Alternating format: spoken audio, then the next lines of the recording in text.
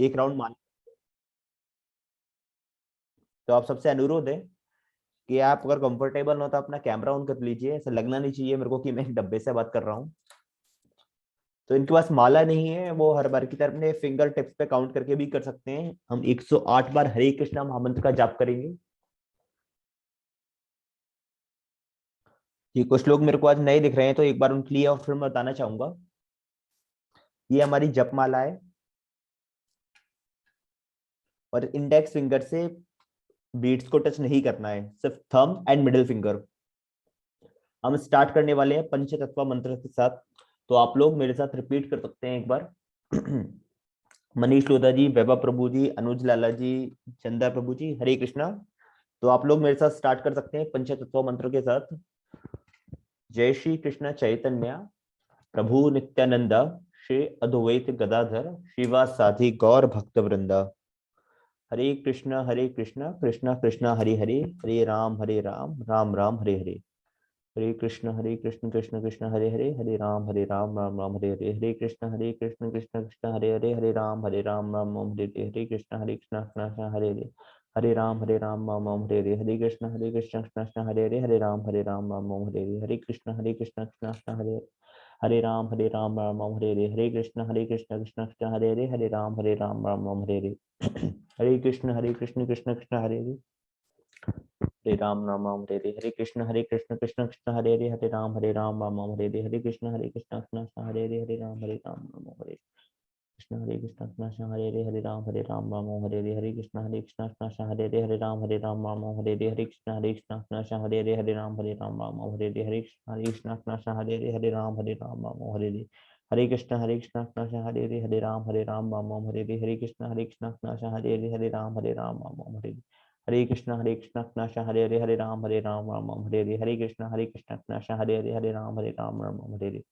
हरे कृष्ण कृष्ण हरे हरे, हरे राम राम हरे हरे। हरे कृष्ण कृष्ण हरे हरे, हरे राम राम हरे हरे। हरे कृष्ण कृष्ण हरे हरे, हरे राम राम हरे हरे। हरे कृष्ण कृष्ण हरे हरे, हरे राम राम हरे हरे। हरे कृष्ण कृष्ण हरे हरे, हरे राम राम हरे हरे। हरे कृष्ण कृष्ण हरे हरे, हरे राम राम हरे हरे। हरे कृष्ण कृष्ण हरे हरे, हरे राम राम हरे हरे। हरे कृष्ण कृष्ण हरे हरे, हरे राम राम हरे हरे। हरे कृष्ण कृष्ण हरे हरे, हरे राम राम हरे हरे। हरे कृष्ण कृष्ण हरे हरे, हरे राम राम हरे हरे। हरे राम राम हरे हरे। हरे कृष्ण कृष्ण हरे हरे, हरे राम राम हरे हरे। हरे कृष्ण कृष्ण हरे हरे, हरे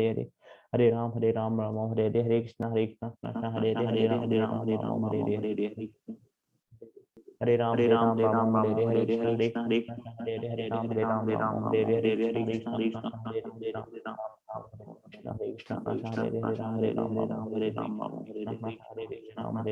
हरे। हरे हरे कृष्ण कृष्ण हरे हरे, हरे राम हरे हरे। हरे कृष्ण कृष्ण हरे हरे, राम हरे हरे। हरे कृष्ण कृष्ण हरे हरे, हरे राम हरे हरे। हरे कृष्ण कृष्ण हरे राम हरे कृष्ण कृष्ण हरे हरे, राम हरे हरे। हरे कृष्ण कृष्ण हरे हरे, राम हरे हरे। कृष्ण कृष्ण हरे हरे, हरे राम हरे हरे। हरे कृष्ण कृष्ण हरे हरे, राम हरे हरे। कृष्ण कृष्ण हरे राम हरे हरे। हरे कृष्ण कृष्ण हरे हरे, हरे राम हरे हरे। हरे कृष्ण कृष्ण हरे राम हरे हरे। हरे कृष्ण कृष्ण हरे हरे, हरे राम हरे हरे। हरे कृष्ण कृष्ण हरे हरे, हरे राम हरे हरे। हरे कृष्ण कृष्ण हरे हरे, हरे राम हरे हरे। हरे कृष्ण कृष्ण हरे हरे, हरे राम हरे हरे। हरे कृष्ण कृष्ण हरे हरे, हरे राम हरे हरे। हरे कृष्ण हरे हरे, हरे राम हरे कृष्ण हरे हरे, हरे राम हरे हरे। हरे कृष्ण कृष्ण हरे हरे, हरे राम हरे हरे।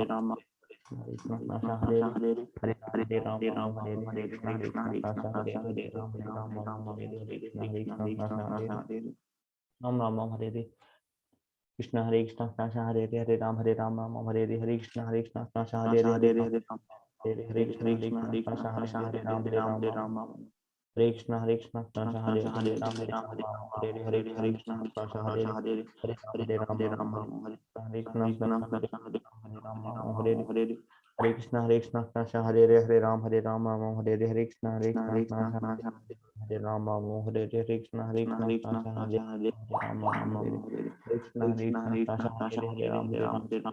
हरे। हरे राम हरे राम हरे कृष्ण हरे राम हरे राम हरे कृष्ण हरे कृष्ण हरे राम हरे राम हरे कृष्ण हरे राम हरे राम हरे कृष्ण हरे कृष्ण हरे कृष्ण हरे कृष्ण हरे राम हरे राम हरे राम हरे कृष्ण हरे राम हरे राम हरे कृष्ण हरे राम हरे कृष्ण हरे राम हरे कृष्ण हरे राम हरे कृष्ण हरे कृष्ण हरे राम हरे कृष्ण हरे कृष्ण हरे राम हरे कृष्ण हरे राम हरे कृष्ण हरे कृष्ण हरे राम हरे कृष्ण हरे राम हरे कृष्ण हरे राम हरे कृष्ण हरे राम हरे कृष्ण हरे राम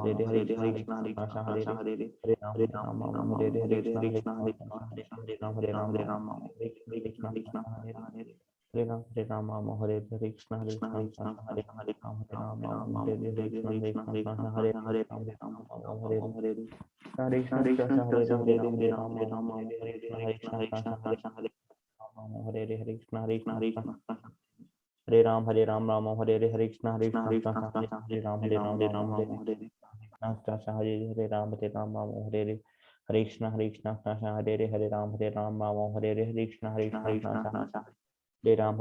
हरे कृष्ण हरे राम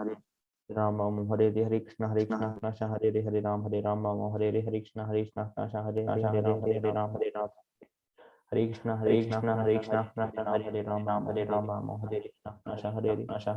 राम हरे कृष्ण हरे राम हरे कृष्ण हरे कृष्ण हरे राम हरे राम हरे राम हरे कृष्ण हरे राम हरे हरे राम हरे कृष्ण हरे राम हरे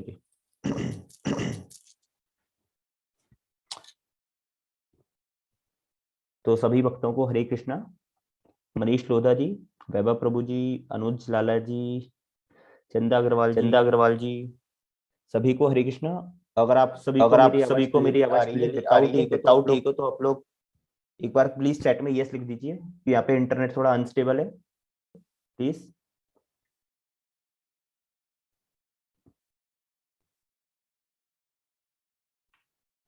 okay वैभव प्रभु जी, धन्यवाद। तो आज के लेक्चर में आगे बढ़ने से पहले कुछ इंपॉर्टेंट अनाउंसमेंट्स आप सभी वक्तों के लिए।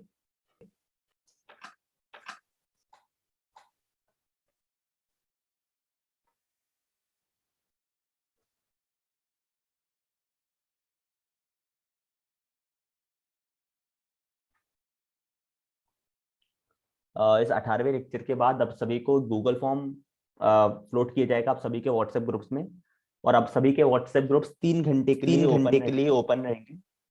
तो हम सबसे अनुरोध करते हैं कि काइंडली उस फॉर्म को भरिए।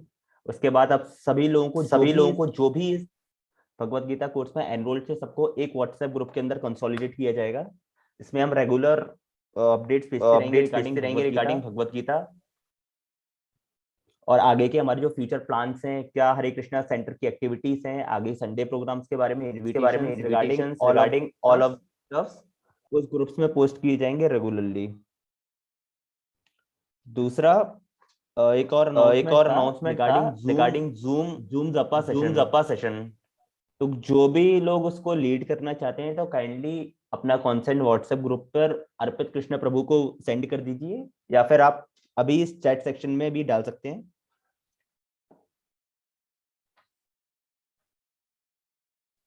धन्यवाद। प्रभु जी हरि बोल। क्या आपको आवाज मेरी हरे कृष्ण प्रभु। हरे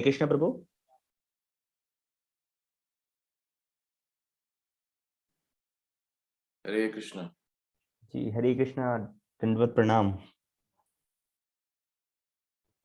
जी प्रभु, आज आप 18 लेक्चर ना स्टार्ट कर सकते हैं। हरे कृष्णा। हरे कृष्णा।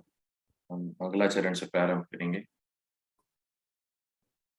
ओम अज्ञानतिमिरन्धस्य ज्ञानाञ्जनशलाकया चक्षुरुन्मिलितं येन तस्मै श्रीगुरुवे नमः। नमो विष्णुपादाय कृष्णपृष्ठाय भूतले श्रीमते भक्तिवेदान्त स्वामिनिति नामिने। नमस्ते सरस्वते देव गौरवाणी प्रचारिणे निर्विशेष शून्यवादी पाश्चात्य देश तारे।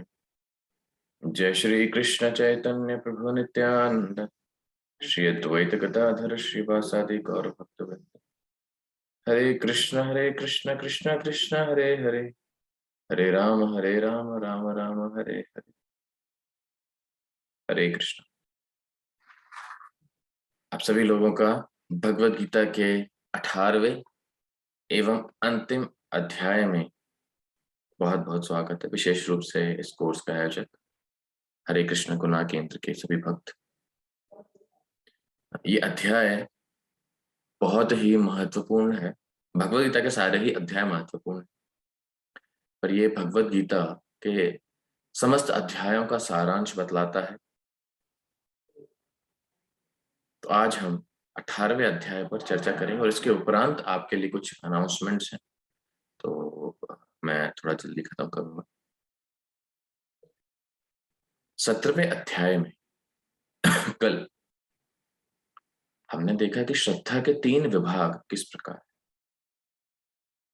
जिसमें कि हमने देखा कि श्रद्धा का मतलब 3 गुणों में यज्ञ, दान, तपस्या, आहार किस प्रकार के होते हैं।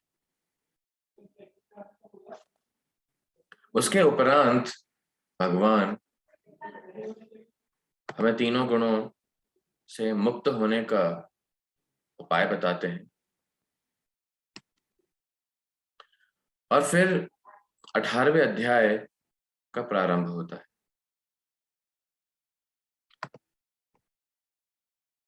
तीनों गुणों और जो यज्ञ, ध्यान, तपस्या, तीनों गुणों के अंतर्गत किस प्रकार से होती हैं, कल हमने उस पर चर्चा की। और जो हमारे कर्मों के दोषों से मुक्त होने की क्या विधि है, इस पर हमने चर्चा की। देवी आसुरी गुण पे हमने पिछले परसों 16वें अध्याय में चर्चा की थी। अभी इन सारे कर्म कांड, ज्ञान कांड, समस्त भगवत गीता के अध्यायों का सारांश हमें इस 18वें अध्याय में मिलेगा, जिसमें संन्यास की सिद्धि हमें प्राप्त हो। सबसे पहले कर्म योग का सारांश श्लोक नंबर 1 से 12 में हम देखेंगे। 13 से 40 क्रमांक श्लोक में हम प्रकृति के गुण के अनुसार जो ज्ञान योग विकसित करने की विधि है, उसका सारांश देखेंगे, जो हम अभी तक चर्चा करते आ रहे हैं। और वास्तव में आदर्श कर्म और कर्ता क्या है, ऐसे कौन से कर्म है और ऐसा कौन सा व्यक्ति है जिसको आदर्श कर्ता कहा जाता है। क्या वो सन्यासी होगा, त्यागी होगा, कौन होगा। शुद्धिकरण एक व्यक्ति का कैसे होता है, कर्म योग और ज्ञान योग के माध्यम से। अब भगवत गीता के सबसे महत्वपूर्ण श्लोक भगवान भगवत प्रेम, जो कि जीवन का परम लक्ष्य है, उसे बताते हुए भगवान संजय के माध्यम से गीता के शब्दों का समापन करते हैं। सबसे पहले कर्म योग का सारांश। आप सब जानते हैं कि हमने कर्म योग पर चर्चा करी है कि कर्म योग किस प्रकार से, कर्म योग, कर्म संन्यास, निष्काम कर्म योग, एक निष्काम कर्म योग है, कर्म योग है, कर्म कांड है। तो वास्तव में 5वें अध्याय में अर्जुन कर्म और संन्यास के बारे में पूछ रहे थे, लेकिन अभी अर्जुन त्याग और संन्यास का उद्देश्य जानना चाहते हैं। पहले उन्होंने यह जान लिया है कि त्यागी और सन्यासी में से या कृष्ण भावना भावित कर्म और संन्यास में से श्रेष्ठ कौन सा है। तो अर्जुन को भगवान बताते हैं कि कृष्ण भावना भावित कर्म, कृष्ण भक्ति में किया गया कोई भी कर्म श्रेष्ठ है। अभी यहाँ पे 2 शब्दों का अंतर बताया जा रहा है, ध्यान से सुनिएगा, बहुत महत्वपूर्ण। क्या कि त्याग और सन्यास में क्या अंतर है ना। भगवान सन्यास और त्याग की परिभाषा देते हैं। कैसे देते हैं? काम्यानाम कर्मणाम न्यासम सन्यासम कवयो विदो सर्व कर्म फल त्यागम राहुस्त्यागम विचक्षणा। क्या बता रहे हैं कि त्याग क्या है।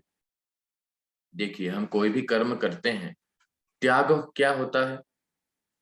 त्याग है कि आपने कोई भी कर्म करा है, अगर आपने उसके फल को भगवान को अर्पित किया तो यह है त्याग, है ना। ध्यान से सुनिएगा। जैसे कि मैं मान लीजिए एक कंपनी में जॉब करता हूं, मुझे जो भी लक्ष्मी धन मिलता है वो मैं भगवान की सेवा में लगाता हूं, तो ये क्या है? कर्म फल का त्याग। लेकिन मैं कर्म से अभी भी आ सकता हूं, मैं करूंगा नौकरी, फल सारे भगवान को दे दूंगा, लेकिन कर्म मेरा है। सन्यास क्या है? सन्यास ये है कि कर्म भी त्याग देता है व्यक्ति, जो कि बहुत कठिन स्तर की बात है। कर्म और फल दोनों को त्यागना ही सन्यास की सिद्धि है ना।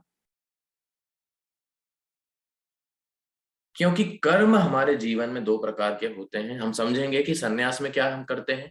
एक होते हैं हमारे नित्य कर्म, जो कि हम दैनिक कार्य हमारे करते हैं, है ना, जो कि जरूरी है हमारे लिए। एक होते हैं काम्य कर्म। काम्य कर्म का अर्थ है जो हम खुद की इच्छा पूर्ति के लिए करते हैं, वह काम्य कर्म कहलाता है। नित्य कर्म हमारा क्या है? क्योंकि हम आत्मा है, तो हमारा नित्य कर्म है भगवान की सेवा करना, भगवान से संबंध स्थापित करना। लेकिन काम्य कर्म जो हमारी इच्छा अनुसार हम करते हैं वो काम्य कर्म है। इसलिए सन्यास में व्यक्ति उसकी इच्छा कर त्याग देता है ना। तो सन्यासी कौन होता है? जो उसकी इच्छा त्याग कर वह करता है जो भगवान आदेश दे रहे हैं। और त्यागी कौन है? त्यागी वह है जो दोनों करता है, नित्य कर्म काम्य कर्म, लेकिन फल भगवान को अर्पित करता है। इसलिए भगवान बता रहे हैं कि ऐसा त्याग नहीं करना चाहिए जो कि भक्ति में बाधा डाले, है कि नहीं। आप लोगों से अनुरोध करूंगा, क्या कोई इसको पढ़ेगा? फिर उसके उपरांत मैं उस पर चर्चा करता हूं। कोई पढ़ेगा? अपना हाथ आप रेज कर सकते हैं तो हम आपको अनम्यूट करेंगे। अभिषेक जी, हाँ पढ़िए। त्याग के बारे में दो मत आहे। त्याजय दोष विद्य के सभी सकाम कर्मों को दोषपूर्ण मानकर त्याग देना चाहिए, क्योंकि यज्ञ कार्यों में हिंसा संभव है। वेंकटेंद्र कपिल के सांख्य को मानने वालों को ऐसा मत है। ब न त्याजमिति जहाँ पर है, यज्ञ दान और तपस्या के कार्यों को कभी नहीं त्यागना चाहिए, क्योंकि वेदों में निर्धारित किए गए कार्यों को करने से कोई पाप नहीं लगता है, भले ही उनमें हिंसा शामिल हो। ब्रैकेट अंदर जैमिनी के अनुयायियों को ऐसा मानना है। अगले श्लोक से संबंध त्याग के बारे में अलग अलग मतों का वर्णन करने के बाद कृष्ण अगले कुछ श्लोकों में अपने विचार बताते हैं। अभी भगवान ने अलग अलग सांख्य योग और अलग अलग वैदिक शास्त्रों के अंगों के अनुसार त्याग की परिभाषा बताई है। अभी भगवान खुद के हिसाब से अपने विचार प्रकट कर रहे हैं कि कर्म योग से बंधन की मुक्ति कैसे होती है कि नहीं। तो भगवान ये बता रहे हैं, अपना विचार भगवान ये प्रकट कर रहे हैं कि यज्ञ दान और तपस्या को त्यागना नहीं चाहिए, केवल भगवान के लिए करना चाहिए। भगवान क्या बता रहे हैं 5वें श्लोक में? न त्याज्यम, यज्ञ दान तप कर्म न त्याज्यम, त्यागना नहीं चाहिए। क्यों? तपश्चैव, जो भगवान के लिए अगर हम कर्म करेंगे तो पावनानि मनीषिणाम, मनुष्य को पवित्र करते हैं ऐसे यज्ञ दान तप कर्म। इसीलिए कर्म और जो भी यज्ञ दान तप कर्म कुछ भी त्यागना नहीं चाहिए। इसीलिए तीनों गुणों में अलग अलग प्रकार के त्याग बताए हुए हैं, जो हमने पढ़े थे कि त्याग किस प्रकार होते हैं, है ना। लेकिन वही सवाल, बंधन से बंध जाएंगे कर्म करके, लेकिन पूर्णतया कार्य छोड़ना भी संभव नहीं है। एक सच्चा त्यागी, जो कि भगवान 18वें अध्याय के 11वें श्लोक में परिभाषा दे रहे हैं, नहीं देह प्रदा शक्यम त्यक्तुम कर्म न शेषतः यस्तु कर्म फल त्यागी सत्यागित्यभिधीयते। कोई पढ़ना चाहेगा? रेड वाले बॉक्स का अनुवाद कृपया अपना हाथ उठा सकते हैं आप। बहुत महत्वपूर्ण वैदिक ज्ञान यहाँ पे श्रील प्रभुपाद दे रहे हैं। यस वैभव शर्मा प्रभु जी। अंतर्राष्ट्रीय कृष्ण भावनामृत संघ के अनेक सदस्य हैं जो अपने अपने कार्यालयों, कारखानों या अन्य स्थानों में कठिन श्रम करते हैं और वे जो कुछ कमाते हैं उसे संघ को दान दे देते हैं। ऐसे महात्मा व्यक्ति वास्तव में सन्यासी हैं और वे सन्यास में स्थित होते हैं। यहाँ स्पष्ट रूप से बताया गया है कि कर्म फलों का परित्याग किस प्रकार और किस प्रयोजन के लिए किया जाए। धन्यवाद वैभव प्रभु। तो हमने देखा श्रील प्रभुपाद क्या बता रहे हैं, ध्यान से सुनिएगा, कि कोई अगर मान लीजिए कमा रहा, जो भी उसके पास व्यवस्था है, जो भी साधन है, अगर वह संपूर्ण रूप से भगवान की सेवा में लगा देता है तो वह भी सन्यासी। कल हमने इस पर चर्चा की थी किस प्रकार हम धन का दान करते हैं, शास्त्र का दान कर सकते हैं, ज्ञान दान कर सकते हैं। भगवान और उनके भक्तों की सेवा में कोई भी आज जो साधन आपके पास है आप दान कर सकते हैं। जैसे कि आपकी टाइल्स की दुकान है, तो भगवान के मंदिर में जहां भगवान की सेवा लग सकती है वहां आप टाइल्स का दान कर सकते हैं। तो ये आपका कर्म है वो शुद्ध हो गया है। केवल एक उदाहरण दे रहा हूं मैं आपको है कि नहीं? तो वास्तविक त्याग आसक्ति ना रख के, कर्म योग का सारांश ये है कि आसक्ति ना रख के अपने साधनों का त्याग भगवान की सेवा में लगाना कर्म योग का सारांश है कि नहीं? और जो भी ये व्यक्ति यह करता है वो कर्म बंधन से मुक्त हो जाता है।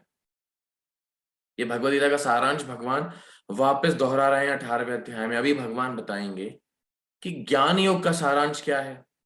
कर्म योग का बता दिया कि कर्म योग से किस प्रकार एक व्यक्ति शुद्ध होता है, प्रतिक्रिया मुक्त होके किस प्रकार वो भगवान की भक्ति प्राप्त कर सकता है, संन्यास के स्तर पर आ सकता है। अभी श्री भगवान ज्ञान योग का सारांश बताएंगे, जो कि उन्होंने 6वें अध्याय में बताया था, है ना। सबसे पहले भगवान बता रहे हैं किस प्रकार के बुद्धिमान जीव होते हैं। सबसे पहले जिनमें ज्ञान है लेकिन भक्ति नहीं करते, जिनमें ज्ञान है भक्ति करते हैं लेकिन भगवान के रूप का अपमान करते हैं, भगवान की ब्रह्म ज्योति को परम सत्य मानते हैं, सायुज्य मुक्ति के लिए प्रार्थना करते हैं, और सबसे आखिरी जो भक्ति करते हैं, भक्तों के संग में भगवान से संबंध स्थापित करते हैं, भगवान का प्रेम विकसित करते हैं,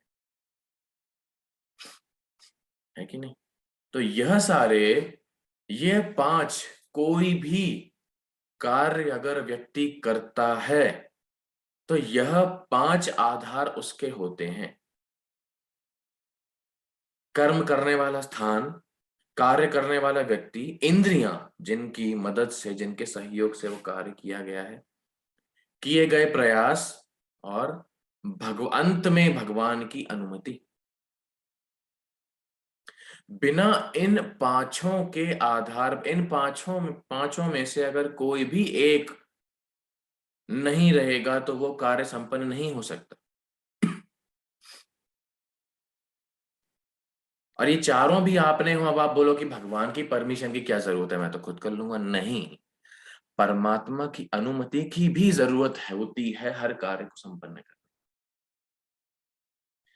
इसीलिए जो भक्त होता है वह कार्य के अलग अलग आधार, अलग अलग कारण देख पाता है, केवल एक व्यक्ति कारण नहीं रहता है। इसलिए जो खुद को करता समझता है वह मूर्ख है ना।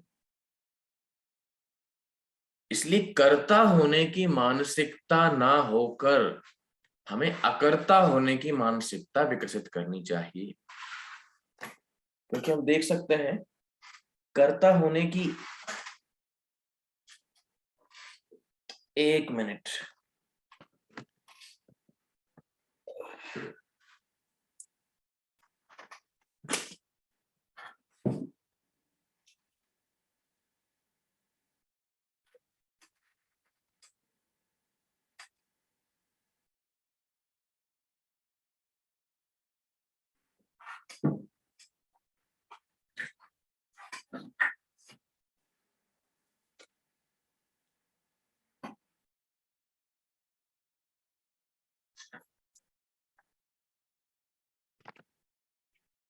हरे कृष्ण, क्षमा करिएगा, वो मंदिर के गेट के सिक्योरिटी रूम में आए।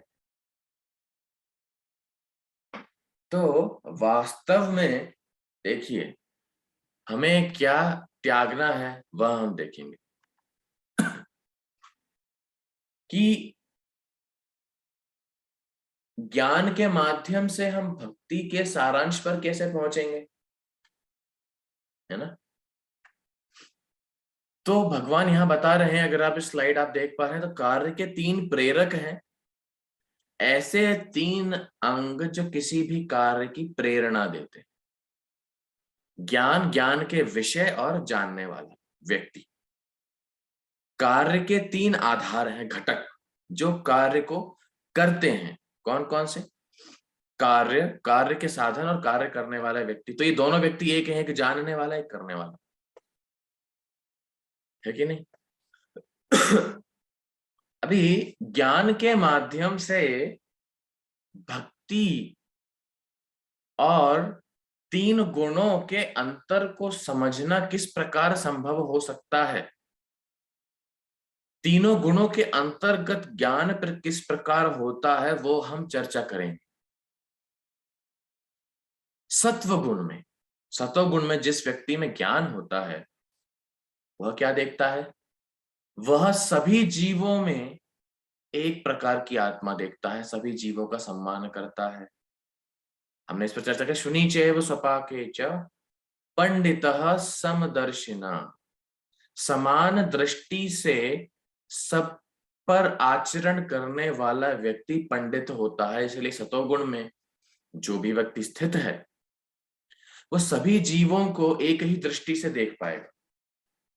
वहीं रजोगुण में जो व्यक्ति है, वो भेद करता है कि नहीं, इंसानों के साथ तो अच्छे से रहना चाहिए, लेकिन हाँ, हम जानवर मार के खा सकते हैं, है ना।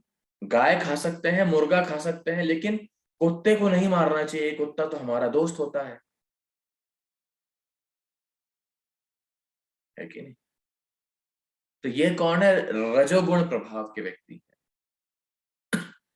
तमोगुण के व्यक्ति, किसी से उसको कुछ मतलब नहीं है, खुद से मतलब है, केवल इंद्रिय तृप्ति ही स्मरण में रहती है उसके। तो यह तीनों गुणों के अंतर्गत ज्ञान। अब तीनों गुणों के अंतर्गत कर्म, जो भी प्रयास करेंगे, प्रयास जरूर करें, क्योंकि कोई बिना कर्म के नहीं रह सकता। भगवान यह बतला रहे हैं कि कर्म बिना रह नहीं सकते, लेकिन जो उनके कर्म होते हैं वो सत्वो गुण में शास्त्र द्वारा नियमित होते हैं। शास्त्र में जो लिखा होगा उससे बाहर कुछ भी नहीं करा जाएगा। नियम कानून के अनुसार कायदे में रहोगे तो फायदे में रहोगे, ये उनके जीवन का लक्ष्य होता है। रजोगुण में जो व्यक्ति होता है, उनके प्रयास में अनियमितता होती है। कभी नियम पालन करेंगे, लेकिन जब मर्जी पड़ी तो नहीं करेंगे। क्यों? क्योंकि अपना मतलब जहां निकल रहा है, अपने इंद्रिय भोग में जहां बाधा आ रही है, वहां वो व्यक्ति नियम कानून से मुकर जाएगा, भ्रमित हो जाएगा। वहीं पे तमोगुण में जो व्यक्ति है, उसे किसी से मतलब नहीं है, कुछ पालन नहीं करना, शास्त्रों के अवज्ञा करते हैं, घोर अवज्ञा शास्त्रों की करते हैं और प्रचंड पाप करते हैं, है कि नहीं। इसलिए 3 गुणों में ज्ञान और ये 3 गुणों के कर्म समझना बहुत महत्वपूर्ण है। जिसमें कि 3 गुणों में कर्म, सत्वो गुण में कर्म हमारे जो स्वभाव के अनुसार आते हैं, वो है वर्णाश्रम। रजोगुण में कर्म सबका शोषण करना, तमोगुण के कर्म सब पर अत्याचार करना।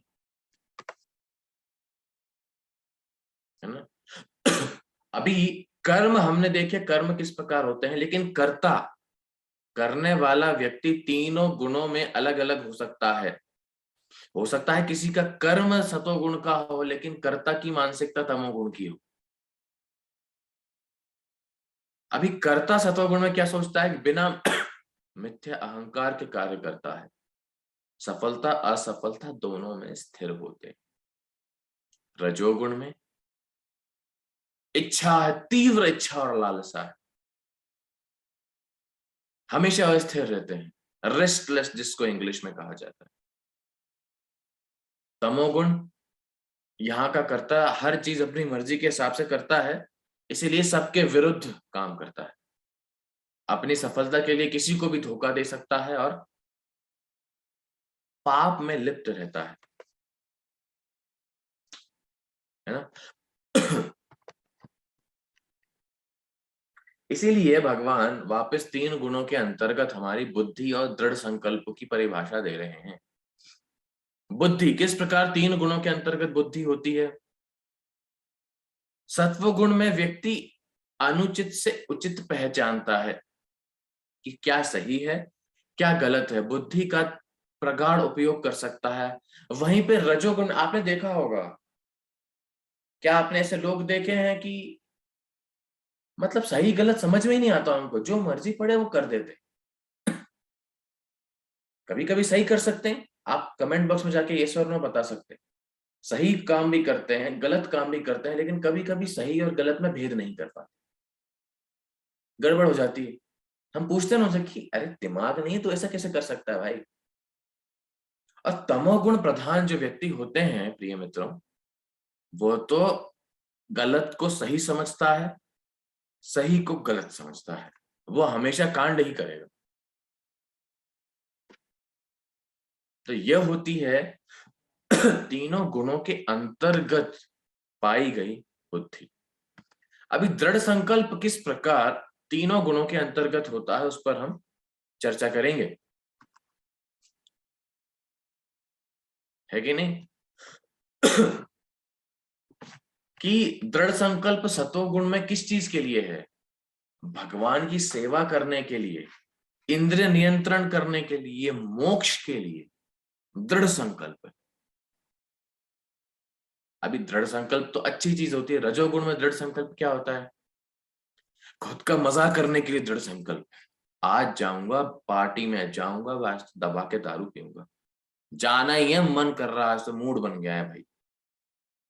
ये क्या है, रजोगुण का दृढ़ संकल्प है, धृति। और तमोगुण में दूसरों पर अत्याचार करना, स्वप्न से परे ही नहीं जाना, वह दृढ़ संकल्प है, सबको मार देंगे काट देंगे, तमोगुण का दृढ़ संकल्प है कि नहीं। इसके श्लोक भी आगे आएंगे, लेकिन श्लोक हम रिसाइट करेंगे तो आपको समझेगा नहीं, इसलिए ये अनुवाद करके यह बनाया गया है। अभी तीन गुणों के अंतर्गत सुख क्या होता है, सत्व गुण में सुख क्या है, पहले विष बाद में अमृत, पहले अच्छे। सत्वगुण ऐसी कार्यकलाप जो सुखमयी है लेकिन शुरुआत में कष्टदायक होते हैं, लेकिन बाद में कारगर सिद्ध होते हैं। जैसे कि उदाहरण के तौर पर मान लीजिए पढ़ाई, किसको करना पसंद है, किसी को करना पसंद नहीं, लेकिन पता है कि इससे आगे जाके फायदा होगा, है ना। मान लीजिए किसी को बॉडी बनानी है जिम में, कौन कौन आप में से जिम गया हुआ है, हाथ उठा सकते हैं, कमेंट बॉक्स में डाल सकते हैं यस और नो, कौन कौन आप में से जिम गया हुआ है, और कौन कौन जिम गया हुआ है। जिम में जो भी व्यक्ति जाता है सबसे पहले उसको डाइट चार्ट दिया जाता है कि बेटा तुम्हें फ्राइड नहीं खाना, तुम्हें ज्यादा मीठा नहीं खाना। और स्पेशली कोई मेरे जैसा व्यक्ति हो जिसकी खाने में रुचि हो, उसको बोल दिया जाए कि खाना पीना बंद करो, ऐसा लगता है किसी ने गला घोट दिया। खाना कैसे बंद कर सकते हैं यार, मिठाई नहीं खाओ, मीठा नहीं खाना, फ्राइड नहीं खाना, छोले भटूरे गाजर का हलवा गरम गरम, सर्दियों में शादी का मौसम, गुलाब जामुन, लेकिन नहीं खाना है। शुरुआत में विष लग रहा है, जहर लग रहा है। शुरुआत में क्या खाना है? अरे फ्रूट्स खाने हैं, पनीर खाना है बिना फ्राई किया हुआ, बादाम, पपीता, अनार, ओट्स। अरे यार कौन खाता है ये सब? लेकिन बाद में इसका परिणाम मिलेगा कि हमारा शरीर बहुत स्वस्थ हो जाएगा। रजोगुण का सुख जो है, रजोगुण के जो मजे हैं वो क्या है? शुरुआत में तो अच्छे लगते हैं, लेकिन बाद में विषधर परिणाम देते हैं, जैसे कि फास्ट फूड। तमोगुण में शुरू से अंत तक वो दुखदाई ही होता है, नशा, नींद से उत्पन्न हुआ सुख, है ना?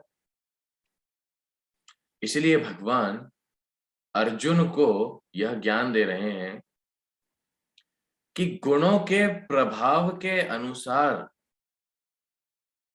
जो है ज्ञान के माध्यम से किस प्रकार शुद्धिकरण हो सकता है। हमने ये ऑलरेडी इस पर चर्चा कर ली है कि गुण ही हैं इस जगत में। 3 गुण जो जीवों पर नियंत्रण कर रहे हैं, उसके कर्म पर भी और जीव पर भी। और इन गुणों से पाने का छुटकारा ज्ञान योग से भक्ति किस प्रकार मिल सकती है?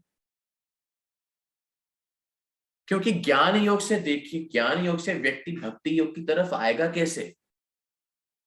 कैसे कि ज्ञान विकसित होगा? कौन सा ज्ञान विकसित होगा? कि मैं करने वाला कोई नहीं हूं, करते हो तुम कन्हैया, मेरा नाम हो रहा है। कुछ गड़बड़ करके भगवान का नाम मत लगाना है। करते हो तुम कन्हैया, मेरा नाम हो रहा है। बैंक लूट लिया भाई साहब, करते हो तुम कन्हैया, मेरा नाम हो रहा है। नहीं, हमारे पास हमारी स्वतंत्र इच्छा भी रहती है, लेकिन हम स्वतंत्र करता नहीं है। स्वतंत्र रूप से करता नहीं है। कार्य के 3 प्रेरक, 3 घटक और 5 कारण होते हैं। और यही कोई ज्ञान के माध्यम से समझ गया कि कार्य का कर्ता मैं नहीं हूं, परम भगवान है, वहीं पर उसका भक्ति योग चालू है, क्योंकि वो ब्रह्मभूत की स्तर पर आ जाता है। और गुणों को प्रभावित करते हैं कर्म। हमने देखा कि गुण, जो 3 गुण हैं, सतोगुण, रजोगुण, तमोगुण, कर्म को प्रभावित कर रहे हैं। किस प्रकार के? इसलिए भगवान ने इस संसार में सिस्टम बनाया है, ऐसी व्यवस्था बनाई है वर्णाश्रम की,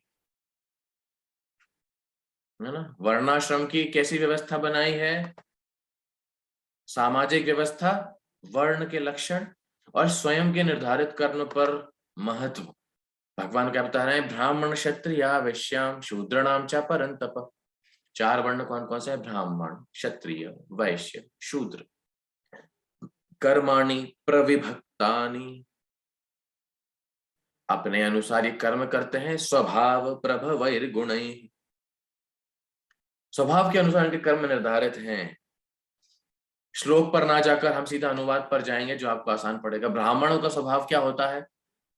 और ब्राह्मणों का ही नहीं, ऐसा नहीं जो शर्मा है वही ब्राह्मण है। किसी का भी ये स्वभाव अगर है तो वह ब्राह्मण श्रेणी का व्यक्ति है। ब्राह्मणों का स्वभाव क्या होता है?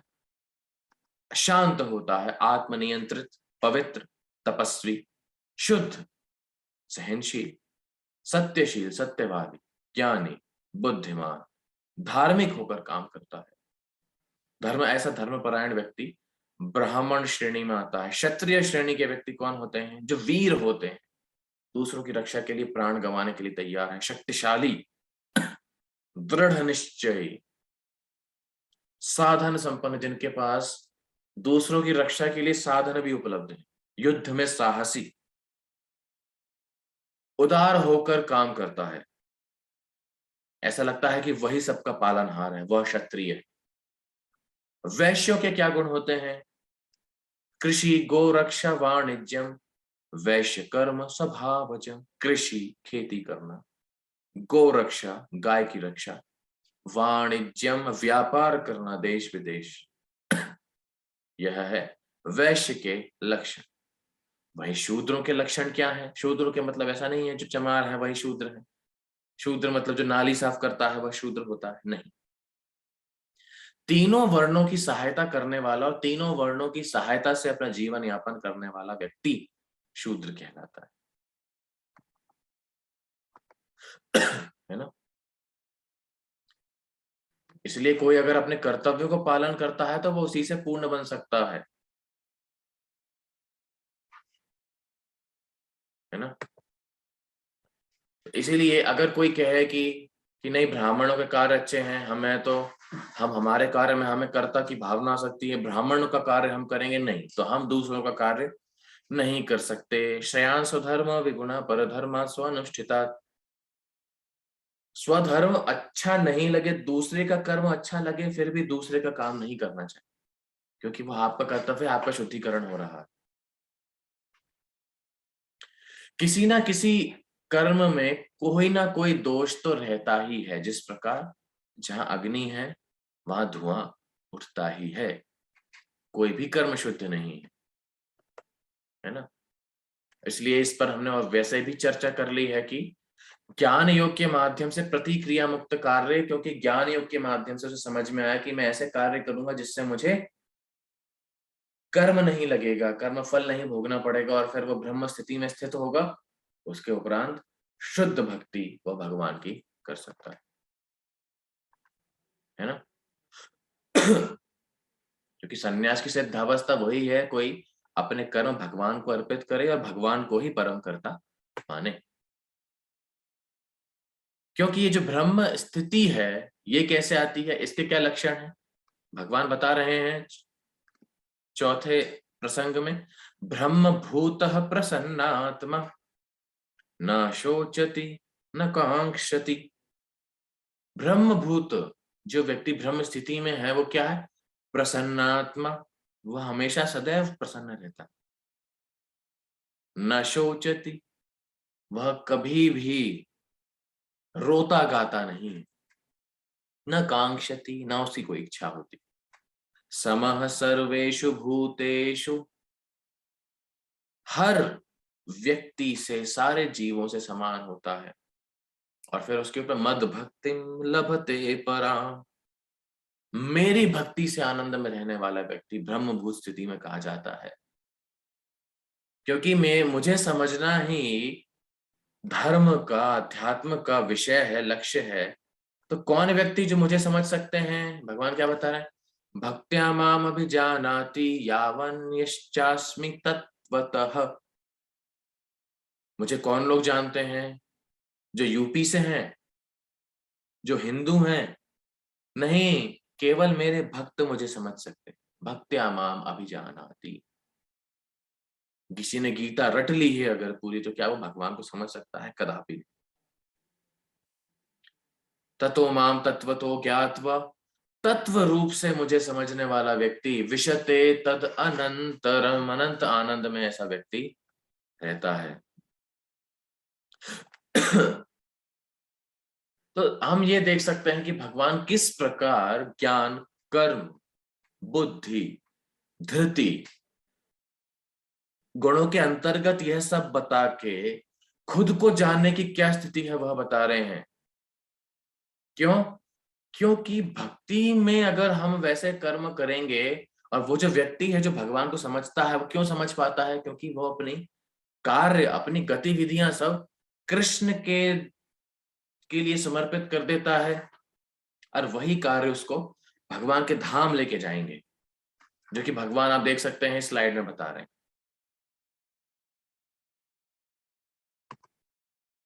है ना। तो कार्य कृष्ण भावनामृत के अनुसार ही कार्य करने चाहिए।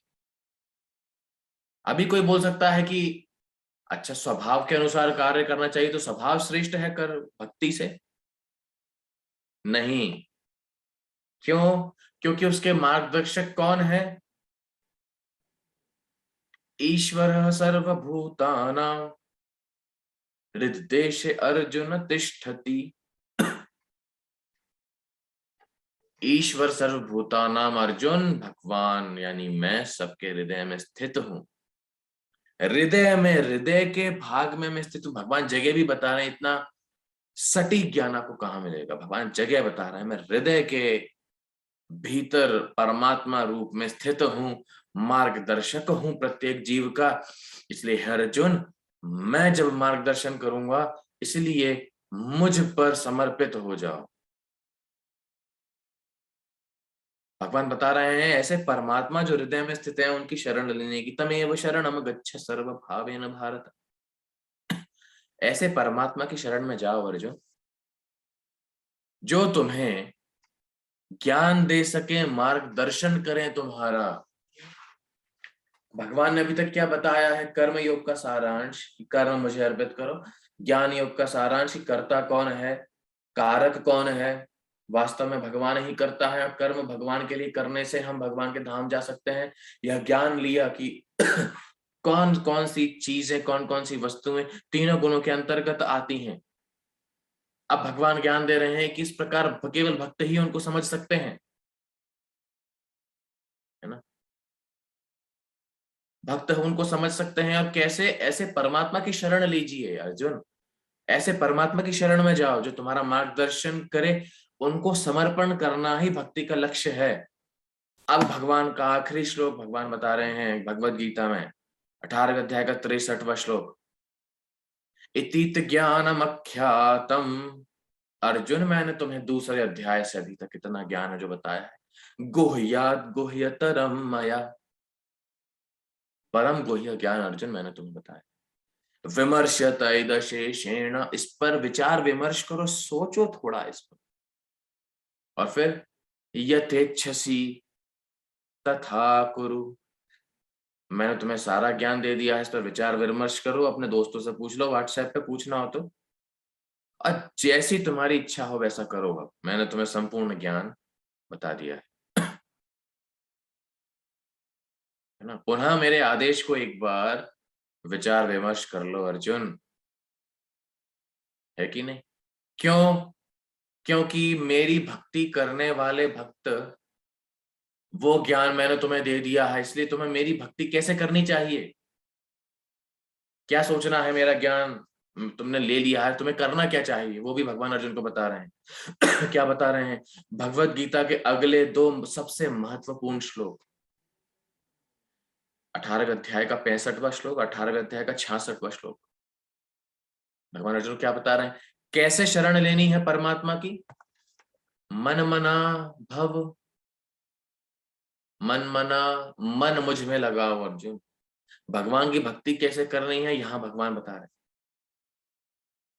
भव मद भक्तो, मेरे भक्त बनो। मद्याजी, मेरी पूजा करो। माम नमस्कुरु, मुझे नमस्कार करो। उससे क्या होगा? माम एवैष्यसि, मेरे पास लौटकर आ जाओगे अर्जुन। तो सत्यम ते, सच बोल रहा हूं, मजाक नहीं कर रहा, सच बोल रहा हूं अर्जुन। सत्य प्रकाश कर रहा हूं कि ये सब प्रक्रिया अगर तुम करोगे तो मुझको प्राप्त करोगे। प्रति जाने प्रियो वसी। में क्यों बता रहा हूं मैं तुमको? क्योंकि तुम मेरे प्रिय हो अर्जुन। अभी भगवान की भक्ति पाप, हमारे अंदर इतना सारा पाप है, भगवान की भक्ति कैसे करें हम? भगवान की भक्ति करते हैं तो हमें लगता है अरे हृदय में पाप इतना सारा है ना। भगवान की भक्ति करें कैसे? हम तो इतने पापी, हम नहीं कर सकते कुछ भी। भगवान की भक्ति वास्तव में करें कैसे? भगवान उसका भी उदाहरण, उसका भी समाधान अगले श्लोक में दे रहे हैं। क्या? ये पाप कैसे मिटेंगे? भगवत गीता का कोहिनूर हीरा है ये श्लोक। अब ये पाप कैसे मिटेंगे? भगवत गीता का निष्कर्ष किस प्रकार से? सर्वधर्मान् परित्यज्य। सारे धर्मों का परित्याग करो अर्जुन, उसको छोड़ो। फिर क्या करो? खाली बैठो? नहीं, मामेकम शरणम व्रज, केवल मेरी शरण लो। माम एकम, मेरी और केवल मेरी शरण में आओ अर्जुन। अहम त्वाम, उससे क्या होगा? अहम त्वाम सर्व पापेभ्यो, सारे पापों को अर्जुन, मैं तुम्हारे सारे पापों को, मैं तुम्हारे सारे जन्मों के पापों को क्या करूंगा? मोक्षयिष्यामि, नष्ट कर दूंगा। मां शुचा, मैंने इतना सा बोल दिया, ऐसा मत सोचो कि यार झूठ तो नहीं बोल रहा, पागल बना रहे हैं। मां शुचा, परेशान मत हो, मैं बेवकूफ नहीं बना रहा, भगवान अर्जुन से कह रहे हैं मां शुच। अभी अर्जुन भगवान का ज्ञान सुन के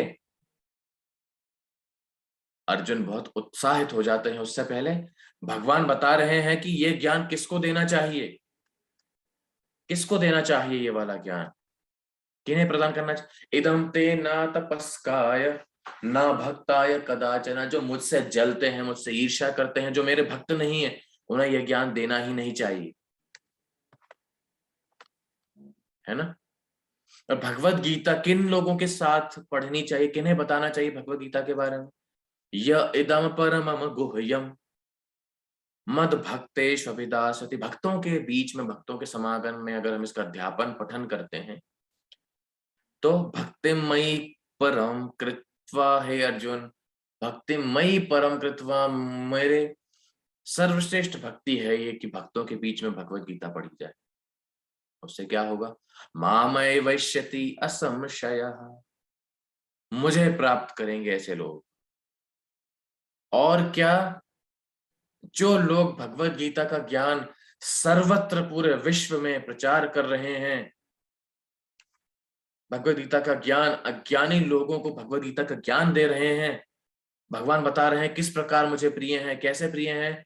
न च तस्मात् मनुष्येषु कश्चिन में प्रिय कृतमः, ऐसे व्यक्ति, ऐसे भक्त है अर्जुन जो कष्ट उठा के, समय निकालकर भगवत गीता का ज्ञान सामान्य जनों तक पहुंचा रहे हैं, उनसे प्रिय, उनसे दुलारा, उनसे लाडला, उनसे प्रिय मुझे कोई भी नहीं है इस दुनिया। तो भगवत गीता का ज्ञान बांटना, भगवत गीता दान करना, भगवत गीता का ज्ञान सामान्य जनों तक पहुंचाना, सामान्य जनों का जो अंधकार है भगवत गीता के ज्ञान के प्रकाश से उसको मिटाना, ऐसे करने वाले व्यक्ति भगवान को सर्वश्रेष्ठ प्रिय है, सबसे ज्यादा प्रिय है। और अच्छा प्रिय हैं, हो सकता है कभी कोई और हो जाए, कभी कोई और हो जाए, नहीं भगवान तो मान चले, नहीं भगवान कह रहे हैं भविता न च मे तस्मात्, ना इतना प्रिय, ना इतना मेरा परम प्रिय भक्त ना कोई पहले हुआ है ना कभी होगा। कौन, किसको छोड़कर, जो भगवत गीता का ज्ञान बांटता है।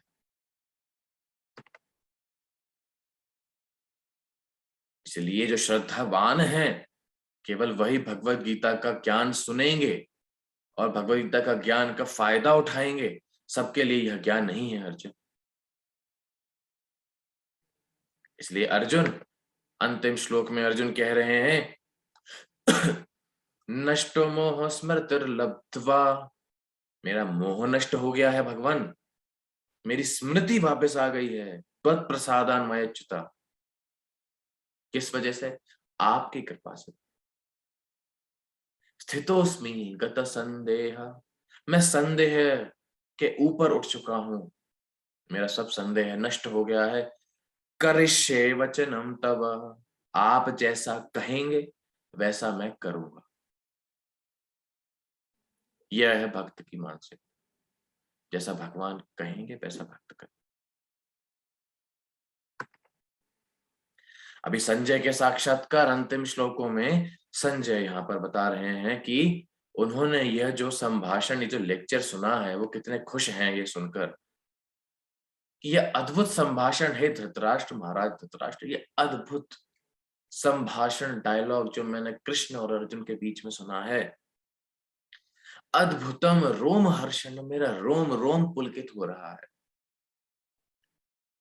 मेरा शरीर रोमांचित हो रहा है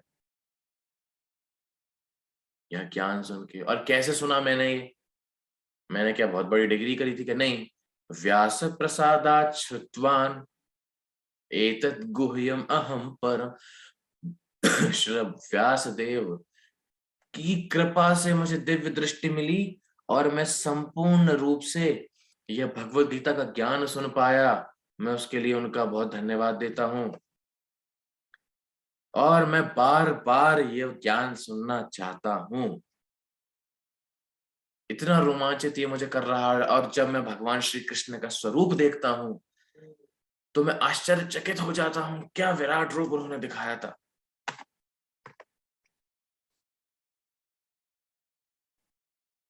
इतना महत्व संजय जैसा व्यक्ति भगवद गीता को ज्ञान को देता है, और अंत में संजय घोषणा करते हैं कि कृष्ण और अर्जुन का संयोग जहां होगा वहां क्या होगा। भगवद गीता का आखिरी श्लोक संजय कहते हैं, यत्र योगेश्वरः कृष्णो, जहां पे योग के ईश्वर जो हैं श्री कृष्ण उपस्थित हैं, यत्र पार्थो धनुर्धर, जहां पर भगवान का प्रिय भक्त जैसे कि अर्जुन उपस्थित है, जो कि महान धनुर्धर है, सर्वश्रेष्ठ धनुर्धर है पृथ्वी पर उस समय का, वहां पर क्या होगा, तत्र, वहां पर श्री विजय भूति ध्रुव नीति मतिर्मम,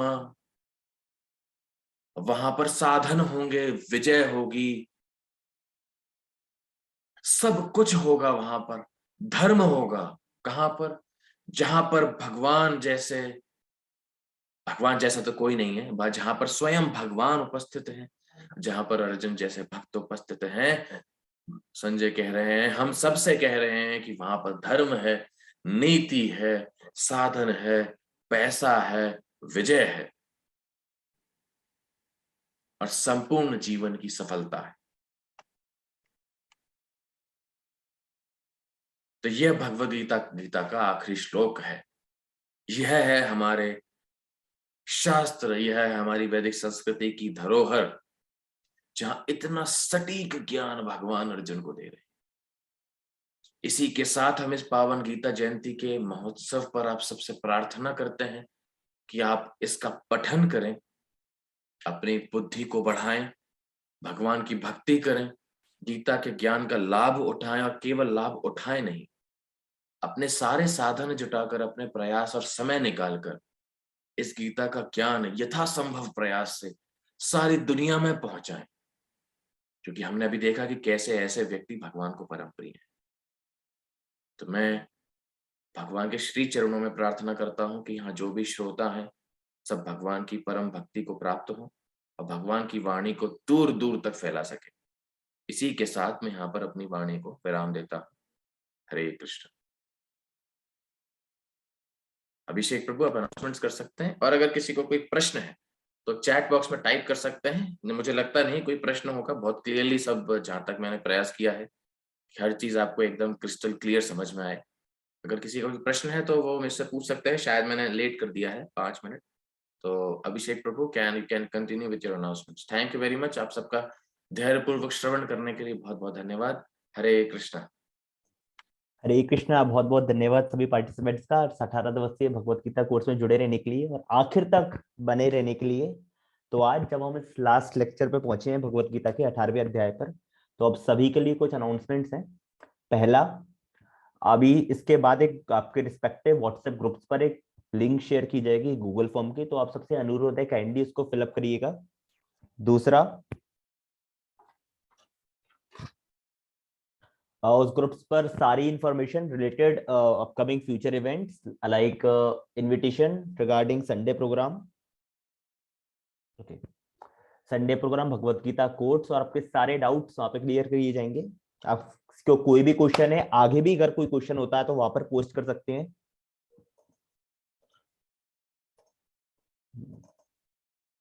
तो काइंडली उस व्हाट्सएप ग्रुप को लीव ना करें।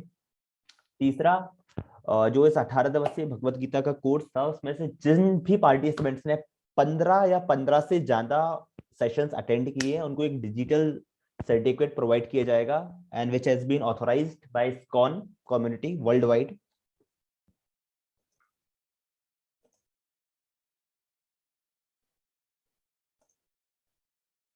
हरे कृष्णा। मेरी आवाज आ रही है? हरे कृष्णा।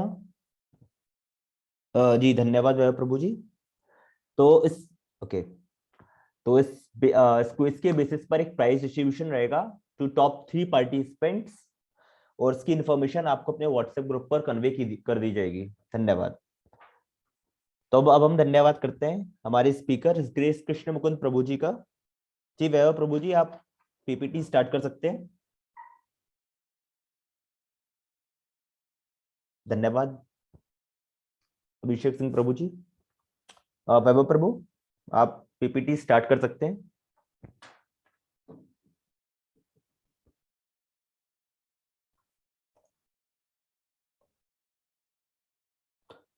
मनीष लोधा जी, इसके बाद मैं आपको लिंक भेज दूंगा व्हाट्सएप ग्रुप की पर्सनली।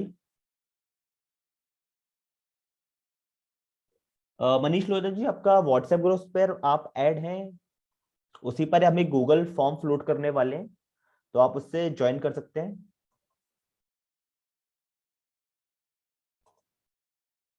जी, तो ये कुछ क्लिप्स हैं हमारे भगवत गीता प्रमोशन के जो हमने गुना में किया था। ये पहला इंस्टेंस है गुना ऐसी सिटी में कि हम आप लोगों के लिए ये ऐसा आधुनिक जूम पर भगवत गीता कोर्स ला पाए। 18 दिन में 18 अध्याय, जो कि स्टार्ट हुआ था 27 नवंबर से आज 14 दिसंबर गीता जयंती तक। जी बिल्कुल मनीष लोधा जी। मनीष लोधा जी, इसके बाद आपको लिंक फ्लोट की गूगल फॉर्म फ्लोट किया जाएगा, तो उसके बेसिस पर हम आपको ऐड कर लेंगे हमारे नए व्हाट्सएप ग्रुप पर, तो काइंडली आप उसको लीव ना करें। धन्यवाद। ये कुछ न्यूज़पेपर कटिंग्स हैं कि कैसे आज हरे कृष्णा केंद्र आज से करेगा भगवत गीता के विशेष निःशुल्क। इवन कई कोचिंग्स में जाके भी इसका प्रमोशन किया गया था। ये हमारे कई डिवोटीज हैं, पूरा हरे कृष्णा कम्युनिटी है गुना में, हरे कृष्णा केंद्र, इसके सभी मेंबर्स ने फुल प्रूफ प्रिपरेशन की थी कि पूरे गुना में इसका प्रमोशन हो सके। ये डिफरेंट कोचिंग्स हैं, इवन केवी स्कूल में मैं खुद गया था प्रमोशन करने के लिए अलॉन्ग विद वैभव प्रभु जी और अर्पित कृष्ण प्रभु। ये कुछ ऑटो के जरिए भी प्रमोशन किया गया था। ये हनुमान टेकरी पर पैम्पलेट वितरण। जी, न्यूज़पेपर पैम्पलेट जैसे कि आप देख सकते हैं। Next please. जी, बहुत बहुत धन्यवाद वैभव प्रभु जी। और लास्ट में हम धन्यवाद देना चाहेंगे हमारे ऑर्गेनाइजर्स को, श्रेष राघव कृष्ण प्रभु जी को, उस असिस्टेंट इंजीनियर इन एमपीईबी विद्युत विभाग, और जो कि ऑर्गेनाइजर भी हैं हमारे हरे कृष्णा सेंटर के, वही संचालक हैं हरे कृष्णा सेंटर के। और दूसरे नंबर पर हम धन्यवाद देना चाहेंगे ग्रेस कृष्ण मुकुंद प्रभु जी को। प्रभु जी हरे कृष्णा, बहुत बहुत धन्यवाद। हम सबने देखा कि आपने कैसे 18 दिवसीय भगवत गीता कोर्स को ऑर्गेनाइज कराया इतने बिजी और टेंटेटिव शेड्यूल के बावजूद भी। और अब हम धन्यवाद देना चाहेंगे वैभव प्रभु जी को फॉर कोऑर्डिनेशन और specially on this zoom and floating the messages on the WhatsApp group along with I hope मेरी आवाज आप लोगों को आ रही होगी। इंटरनेट का थोड़ा प्रॉब्लम चल रहा है यहाँ पर।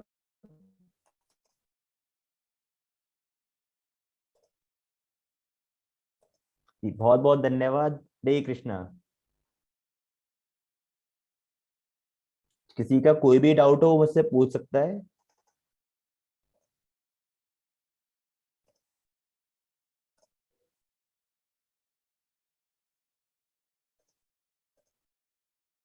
हरे कृष्णा।